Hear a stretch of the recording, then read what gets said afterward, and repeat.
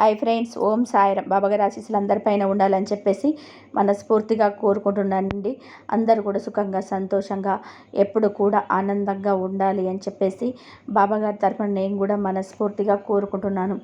ఈరోజు బాబాగారు అందించే సందేశం ఏంటి అంటే కనుక, తల్లి, 1,00,00,000 సందేశాన్ని నీకు అందించబోతున్నాను. నేరుగా నా షిరిడి నివాసం నుంచి నీకు అందిస్తున్నాను. ఇది విన్న 19 గంటల్లో నీకు 40 లక్షలు అందుకునేలా చూస్తాను. విన్న 1 గంటలోనే నీకు అద్భుతం జరిగేలా చూస్తాను.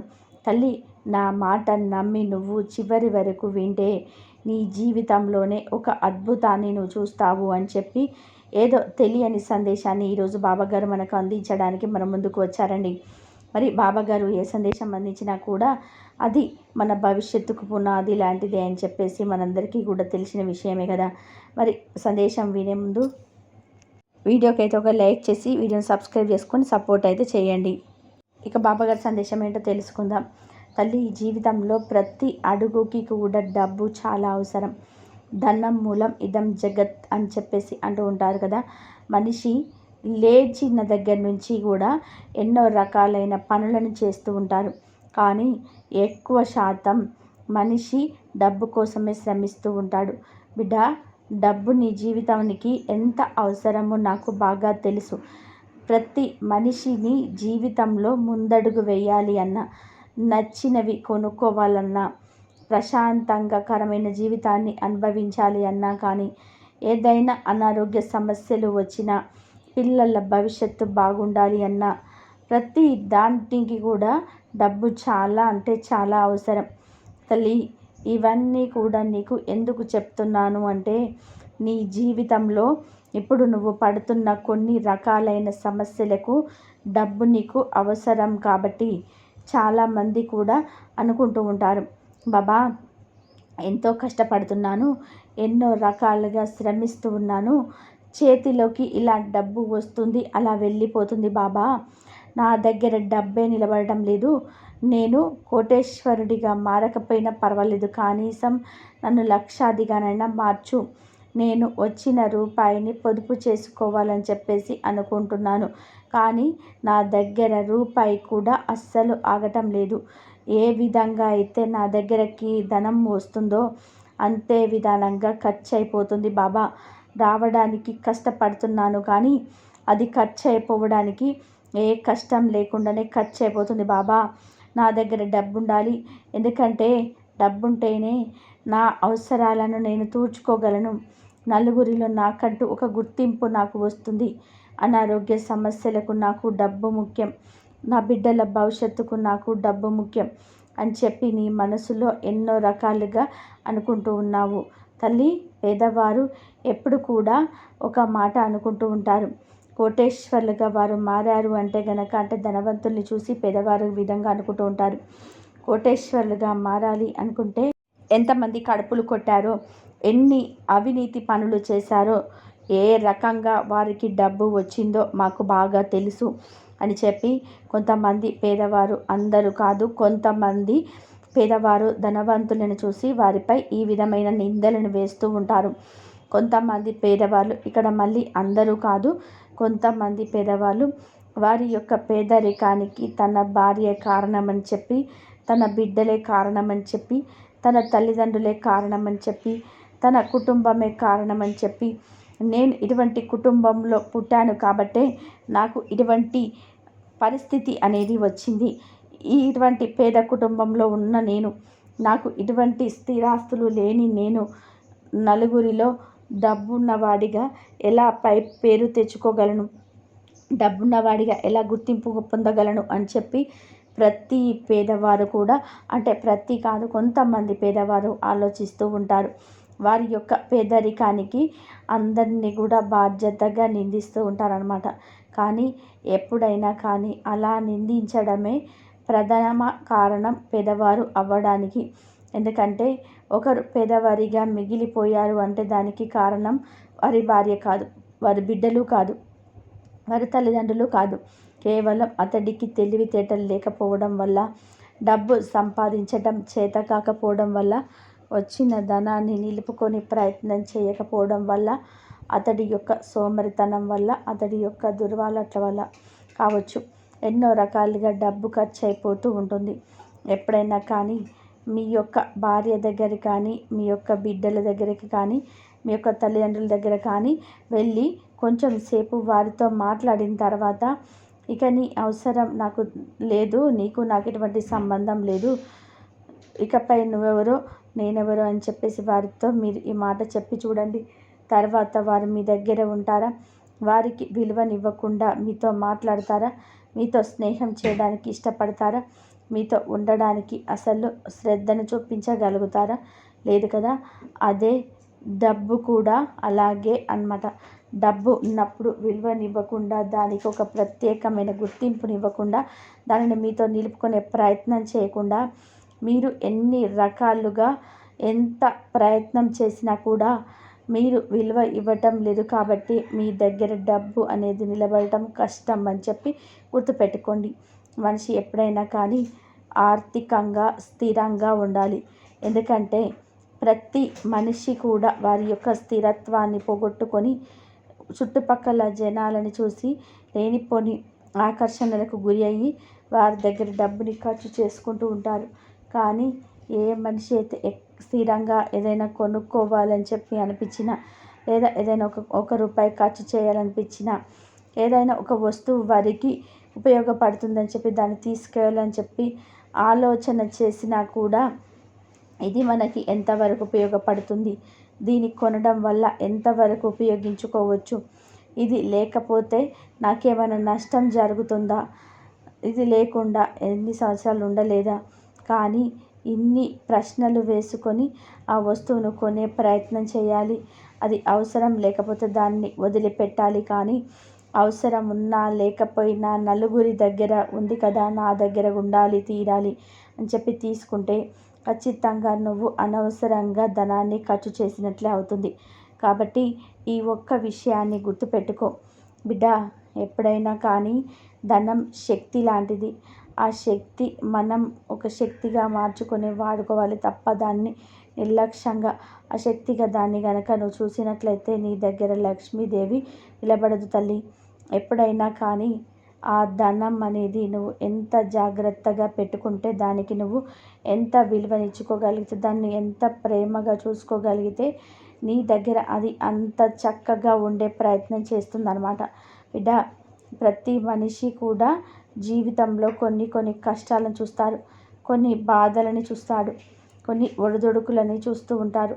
ఆ ఒడిదుడుకులు వచ్చినప్పుడు, ఆ కష్టాలను వచ్చినప్పుడు వాటి నుంచి ఏ విధమైన ప్రయత్నం చేసుకొని తప్పించుకోవాలి, ఏ కష్టానికి ఎటువంటి ఆలోచన చేసి ఆ కష్టం నుంచి బయటపడాలి అని ఈ విధమైన ఆలోచనలు చేసి మనిషి కష్టాన్ని నుంచి బయటపడే ప్రయత్నం చేయాలి తప్ప ఎప్పుడైనా కానీ కష్టం చూసి భయపడవద్దు. ఎప్పుడైనా కానీ గెలవాలి అని చెప్పేసి ఒక ఆట ఆడాలి, ఓడిపోకుండా ఉండడానికి కాదు ఆట ఆడేది. ఇలా ఈ విషయాన్ని గుర్తుపెట్టుకోవాలి. మనసులో ఒకటి సాధించాలి అని చెప్పి కాస్త డబ్బుని పొదుపు చేసుకోవాలని చెప్పి నువ్వు ఒక నిర్ణయాన్ని తీసుకున్నప్పుడు కొన్నిటిని త్యాగం చేయాలి. అవేంటి అంటే నలుగురితో కలిసి సరదాగా టైంపాస్ చేయాలి అని చెప్పి చాలా మందికి అనిపిస్తూ ఉంటుంది. కానీ కొంతమంది అలా టైంపాస్ చేయడానికి ఇష్టపడకుండా వారి పని మీదనే ధ్యాసను పెడుతూ ఉంటారు. 100% వారి పనికి విలువనిచ్చే డబ్బును సంపాదిస్తూ ఉంటారు. కొంతమంది ఆ కష్టాన్ని పడలేక టైంపాస్ చేస్తూ ఉంటారు. మరి కొంతమంది స్నేహితులతో సరదాగా గడపాలని చెప్పేసి సినిమాలకు, షికార్లకు వెళ్తారు. అదే వయసులో ఉన్న కొంతమంది వారి చదువుకు, వారి యొక్క పనికి 100% విలువనిచ్చి దాని మీద దృష్టి పెట్టి ఫ్యూచర్లో పైకి ఎలా వద్దామా అని చెప్పేసి ఆలోచిస్తూ ఉంటారు. స్నేహాన్ని త్యాగం చేయాలి, కోరికలను, ఆనందాలను, సుఖాలను త్యాగం చేయాలి. అలా త్యాగం చేసి 100% నువ్వు చేస్తున్న పని పట్ల నువ్వు శ్రద్ధను పెట్టగలిగితే ఖచ్చితంగా నువ్వు చేస్తున్న పనిలో విజయాన్ని సాధించగలుగుతావు. అలా విజయాన్ని సాధించాలి అని చెప్పి పట్టుదలగా పోరాడేవాడే ఎప్పుడైనా కానీ ధనవంతుడిగా నిలబడతాడు అనే విషయాన్ని గుర్తుపెట్టుకో. ఎప్పుడు కూడా ధనవంతులు వచ్చే అవకాశాలపైన దృష్టి పెట్టి ఉంచుతారు. ఈ వచ్చిన అవకాశాన్ని నాకు ధనంగా ఏ విధంగా మార్చుకోవచ్చు అని చెప్పి దాని గురించి ఎక్కువగా ఆలోచిస్తూ ఉంటారు. ఆ వచ్చిన అవకాశాన్ని ధనంగా మార్చుకునే ప్రయత్నాన్ని చేస్తూ ఉంటారు. బిడ్డ, ఎప్పుడైనా కానీ ఒక అందమైన మంచి ఇంటిని నువ్వు చూసినప్పుడు, అయ్యో నాకు ఇంత అందమైన ఇల్లు లేదే అని చెప్పి మనసులో ఒక బాధ వస్తుంది. ఆ బాధ రావడం అనేది ప్రతి మనిషికి కూడా సహజమే. కానీ బాధ వచ్చేటవడం వేరు, బాధ రావడం వేరు. అది చూసి నువ్వు అసూయ పడడం వేరు. కొంతమంది ఆ అందమైన ఇంటిని చూసి, అబ్బా వీడికే ఉంది ఇల్లు అని చెప్పి ఎక్కువ చేస్తున్నాడు, నాకు లేదు అని చెప్పే కదా నన్ను అలసుగా చూస్తున్నాడు అని చెప్పి ఆ ఇల్లు ఉన్నవాడిని చూసి అసూయ పడతారు, ఈర్ష్య పడతారు. అటువంటప్పుడు ఆ ఇంటి మీద మీకు ఒక రకమైన కుళ్ళు స్వభావం అనేది వస్తుంది. అలా ఎప్పుడు కూడా ఉండకూడదు. ఎందుకంటే ఎప్పుడైనా కానీ ఒక అందమైన ఇంటిని చూసినప్పుడు నువ్వు ఆస్వాదించాలి. వారు ఎన్ని ప్రయత్నాలు చేసి ఎంత కష్టపడి ఆ స్థానంలో ఇల్లును కట్టగలిగారు. వారి యొక్క కష్టానికి విలువనివ్వాలి. అలా నువ్వు కూడా ప్రయత్నం చేయాలి. ఆ కష్టానికి ఎదురెళ్ళే పోరాడాలి. అప్పుడే నువ్వు అనుకున్న ప్రతి కోరిక కూడా నెరవేరుతుంది. బిడ్డ, ఎప్పుడైనా కానీ విజయాన్ని సాధించినప్పుడు ఆ విజయం మరొకరు సాధించినా కూడా నువ్వు విజయాన్ని సాధిస్తే ఎంత సంతోషపడతావో, ఎదుటివారు విజయాన్ని సాధిస్తే కూడా అంతే సంతోషం నీలో కలగాలి. అప్పుడే నీవు మానసికంగా మొదట ఎదిగినట్టు అవుతుంది అని చెప్పి గుర్తుపెట్టుకో. బిడ్డ, ఎప్పుడైనా కానీ గ్రద్దలా నువ్వు ఎగరాలి అనుకోవడంలో తప్పు లేదు. గద్దల ఎగరాలి అని చెప్పేసి నువ్వు అనుకున్నప్పుడు బాతుల ఈదే వాళ్ళతో స్నేహం చేయడం అనేది తప్పవుతుంది. ఎందుకంటే బాతుల ఈదే వాళ్ళతో నువ్వు స్నేహానికి చేస్తే గనక వారిలాగానే ఆ చెరువులోనే ఈదుకుంటూ బ్రతకాల్సి వస్తుంది. అలా కాకుండా గ్రద్దలతో స్నేహం చేయడం మొదలు పెడితే వారిలాగా పైకి అందుకోలేనంత ఎత్తు ఎదిగే అవకాశం ఉంటుంది. కాబట్టి గొప్పవారితో మాట్లాడాలి, గొప్పవారితో స్నేహం చేయాలి, గొప్పవారితో పరిచయాలు పెంచుకోవాలి. అలా చేసినప్పుడే నీ స్నేహమే నీ యొక్క జీవితంలో నువ్వు ఏ విధంగా ఉంటున్నావు అని చెప్పేసి తెలుపుతుంది. కొంతమంది దుష్టులతోటి స్నేహం చేస్తూ ఉంటారు. ఎప్పుడు కూడా టైంపాస్ చేస్తూ బ్రతికే వాళ్ళతోటి, మద్యపానాన్ని సేవించే వారితోటి, నలుగురితో 4 మాటలు చెప్పి నవ్వుకుంటూ బ్రతికే వాళ్ళతోటి స్నేహం చేస్తే నీ బ్రతుకు కూడా నవ్వుల పాలైపోతుందే తప్ప జీవితంలో నువ్వంటూ ఏది సాధించలేవు అన్న విషయాన్ని గుర్తుపెట్టుకో. బిడ్డ, ఎప్పుడైనా కానీ ధనవంతులు వారి దగ్గర రూపాయి ఉంటే అది 100 రూపాయలు అవ్వడం కోసం కష్టపడతారు. 100 రూపాయలుంటే 1,00,000 రూపాయలు అవ్వడం కోసం కష్టపడతారు. 1,00,000 రూపాయలుంటే 1,00,00,000 రూపాయలు అవ్వడం కోసం కష్టపడతారు. కానీ కొంతమంది పేదవారు నా దగ్గర ఇది ఉంది కదా, ఉన్నంతలో నేను సంతృప్తి చెందుతాను, ఎక్కువగా దేని మీద కూడా ఆశపడకూడదు, అతి ఆశ అనర్థాలకు దారి తీస్తుంది అని చెప్పి ఆలోచిస్తూ ఉంటారన్నమాట. కాబట్టి ఎప్పుడు కూడా మనిషి యొక్క ఆలోచన అనేది ఆ యొక్క వ్యక్తిత్వాన్ని నిర్దేశిస్తుంది. కాబట్టి బిడ్డ, ఎప్పుడు కూడా నువ్వు ఏ పని చేస్తున్నావు, దేని గురించి చేస్తున్నావో నలుగురిలో నీ గురించి నువ్వు చెప్పుకుంటూ ఉండాలి. అప్పుడే కదా నీ గురించి నలుగురికి తెలుస్తుంది. నలుగురికి తెలిసినప్పుడే కదా నీ దగ్గర ఉన్న ఆ గుర్తింపు అనే టాలెంట్ ఏదైతే ఉంటుందో అది నలుగురికి తెలుస్తుంది. ఉదాహరణకి ఒక తీవ్రమైన జబ్బు పడిన వ్యక్తి ఉన్నాడు. మరొక ధనవంతుడి దగ్గర, అంటే మన వ్యక్తి దగ్గర ధనవంతుడు కాదు, మరొక వ్యక్తి దగ్గర ఆ యొక్క జబ్బుకి తగిన మందు ఉంది. ఆ మందు నా దగ్గర ఉంది అని చెప్పి అతను ప్రచారం చేసుకున్నప్పుడే కదా ఈ జబ్బుకి అతని దగ్గర మందు ఉంది అని చెప్పి అతను కొనుక్కోవడానికి వెళ్తాడు. ఇతని జబ్బు నయం చేసుకుంటాడు. ఇతను నలుగురికి వెళ్ళి చెప్తాడు. వాళ్ళ జబ్బును కూడా వాళ్ళు నయం చేసుకోవడానికి తన దగ్గరికి వస్తారు. అప్పుడు ఇతని దగ్గర మందు అనేది సేల్ అవుతూ ఉంటుంది. అలా కాకుండా ఏదో అమాయకంగా మొహమాటంగా ఎప్పుడు కూడా నలుగురిలో కలవకుండా అలా ఒంటరిగా మిగిలిపోతే నీ దగ్గర మందుంది అని చెప్పి ఎవరికి తెలుస్తుంది చెప్పు బిడ్డ. ఎప్పుడైనా కానీ మనిషి కొన్ని విషయాలను ప్రచారం చేసుకోవాలి. అలా ప్రచారం చేసుకున్నప్పుడే వారికంటూ ఒక గుర్తింపు అనేది ఏర్పడుతుంది. ఎప్పుడైనా కానీ ధనవంతుడిని గమనించి ఉన్నట్లయితే ధనవంతుడు ఎప్పుడు కూడా సమస్యల కంటే పెద్దగా ఉంటాడు. అప్పుడు ఆ సమస్యలు ఆ ధనవంతుడికి చిన్నగా కనిపిస్తాయి. కొంతమంది పేదవాళ్ళు సమస్యల కంటే చిన్నగా ఉంటారు. అప్పుడు ఆ సమస్యలన్నిటివి వారికి పెద్దగా కనిపిస్తూ ఉంటాయి. అలాగా వారు చూసే దృష్టిని బట్టి కూడా ఉంటుంది. చూసే దృష్టిలో కూడా మార్పు వచ్చినప్పుడే మన బ్రతుకులలో కూడా మార్పు వస్తుంది అన్న విషయాన్ని గుర్తుంచుకో బిడ్డ. ఇవన్నీ కూడా నీకు జీవితంలో కొన్ని నువ్వు నేర్చుకోవాలి, అలవాటు చేసుకోవాలి. వాటి దగ్గర నువ్వు మారాలి తల్లి. అలా మారినప్పుడే నీ జీవితంలోకి దరిద్రాలన్నీ కూడా వెళ్ళిపోయి నీకంటూ ఒక ప్రత్యేకమైన గుర్తింపు స్థాయి అనేది నీకు ఏర్పడతాయి బిడ్డ. ఎప్పుడైనా కానీ నువ్వు చేస్తున్న నీ పనికి 100% నువ్వు న్యాయాన్ని చేయగలగాలి. 7 రోజులు వారానికి ఉంటే ఆ వారంలో 7 రోజులు కూడా కష్టపడే ప్రయత్నం చేయాలి. కొన్ని సంతోషాలను త్యాగం చేసుకోవాలి. కొంచెం ఎక్కువగా కష్టపడాలి. కొన్ని మనల బతుకులని బాగు చేసుకోవడానికి కొన్ని ఆనందాలకు కొన్ని సంతోషాలకు దూరంగా ఉన్నప్పుడే మన జీవితాల్లో కొంత మార్పు అనేది వస్తుందన్నమాట. అలా ఉంటే నీ జీవితాలు బాగుపడతాయి అన్న విషయాన్ని ఈరోజు గుర్తు చేయడానికే నీ ముందు ఈ సందేశాన్ని ముందుకు తీసుకొచ్చాను. కాబట్టి బిడ్డ, నేరుగా నేను షిరిడి నుంచి నీకు ఈ సందేశాన్ని అందించడానికి కారణం ఏంటంటే కనుక నీ జీవితంలో ఇటువంటివన్నీ కూడా చెప్పే వ్యక్తులు 2 మాత్రమే ఉంటారు. ఒకరి నీ తల్లి, 2 నీ తండ్రి, వారిద్దరు తర్వాత నీ భార్య.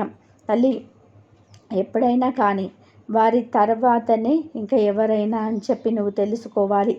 ఒక తండ్రి స్థానంలో ఉండి నా బిడ్డ బాగుపడాలి అన్న ఆత్రంతో అన్న ఆశతోటి ఈ రోజున నేను నీకు ఈ సందేశాన్ని అందిస్తున్నాను బిడ్డ. నీవు ఈ సందేశాన్ని విన్న తర్వాత 19 గంటల్లో నీ జీవితంలో నువ్వు గొప్ప మార్పుని తెచ్చుకునే ప్రయత్నం చేశావు అంటే గనక నీకు 40 లక్షల రూపాయలు ఆదాయం మార్గం అనేది నీకు కనిపించేలా చూస్తాను. నీ జీవితంలో ఇది విన్న 1 గంటలో మార్పు వస్తే నీ జీవితంలో ఒక అద్భుతాన్ని సృష్టిస్తాను. నా మాట అనేది ఎప్పుడు కూడా ఊరికేనే పోదు. నేను నీకు మాట ఇస్తున్నాను, నేను నీ జీవితంలో గొప్ప సంతోషాలను ఇస్తాను అని చెప్పి ఈరోజు బాబాగారు అయితే మనకి చాలా చక్కటి సందేశాన్ని అందించారండి. ఈ సందేశంలో ఆంతర్యం అర్థం చేసుకుంటే చాలా చక్కగా ఉంటుంది. ఎందుకంటే కొన్ని విలువైన సందేశాలు మన తల్లిదండ్రుల నుంచి, మన బాబాగారి దగ్గర నుంచి మనకు వస్తూ ఉంటాయన్నమాట. కాబట్టి ఈ సందేశంలో ఉన్న ఆంతర్యం మీకు అర్థమైందని చెప్పేసి మనకు ఏ విషయం చెప్పినా బాబాగారు అన్నీ అర్థమైనట్టుగా ఈ విధంగా చెప్తూ ఉంటాడు. కాబట్టి మనం దాన్ని అర్థం చేసుకొని ఆ విషయంలో మనము దాన్ని బట్టి అనుసరించినట్లయితే దానికి మనము అన్ని విధాలుగా మనం బాబాగారు చెప్పిన మాటలు యాక్సెప్ట్ చేస్తున్నట్టు. కాబట్టి ప్రతి ఒక్కరి దగ్గరలో ఉన్నది నా దగ్గర కూడా ఉండాలని చెప్పి ధనాన్ని ఖర్చు చేసినట్లయితే దాన్ని ఒక్క విషయాన్ని గుర్తుపెట్టుకో బిడ్డ. ఎప్పుడైనా కానీ ధనం శక్తి లాంటిది. ఆ శక్తి మనకు ఒక శక్తిగా మార్చుకొని వాడుకోవాలి తప్ప దాన్ని నిర్లక్ష్యంగా అశక్తిగా దాన్ని గనక నువ్వు చూసినట్లయితే నీ దగ్గర లక్ష్మీదేవి నిలబడదు తల్లి. ఎప్పుడైనా కానీ ఆ ధనం అనేది నువ్వు ఎంత జాగ్రత్తగా పెట్టుకుంటే దానికి నువ్వు ఎంత విలువనిచ్చుకోగలిగితే దాన్ని ఎంత ప్రేమగా చూసుకోగలిగితే నీ దగ్గర అది అంత చక్కగా ఉండే ప్రయత్నం చేస్తుందన్నమాట బిడ్డ. ప్రతి మనిషి కూడా జీవితంలో కొన్ని కష్టాలను చూస్తారు, కొన్ని బాధల్ని చూస్తారు, కొన్ని ఒడిదొడుకులను చూస్తూ ఉంటారు. ఆ ఒడిదొడుకులు వచ్చినప్పుడు, ఆ కష్టాలు వచ్చినప్పుడు వాటిని ఏ విధమైన ప్రయత్నం చేసుకొని తప్పించుకోవాలి, ఏ కష్టానికి ఎటువంటి ఆలోచన చేసి ఆ కష్టం నుంచి బయటపడాలి అని ఈ విధమైన ఆలోచన చేసి మనిషి కష్టాన్ని నుంచి బయటపడే ప్రయత్నం చేయాలి తప్ప ఎప్పుడైనా సరే కష్టానికి చూసి భయపడవద్దు. ఇదండి ఈరోజు వీడియో. ఈ వీడియో కనుక మీకు నచ్చినట్లయితే ప్లీజ్ లైక్ చేయండి, షేర్ చేయండి, సబ్స్క్రైబ్ చేయండి. అందరూ బాగుండాలి, అందరిలో మనం ఉండాలి. ఓం సాయిరాం. శ్రద్ధ సబూరి.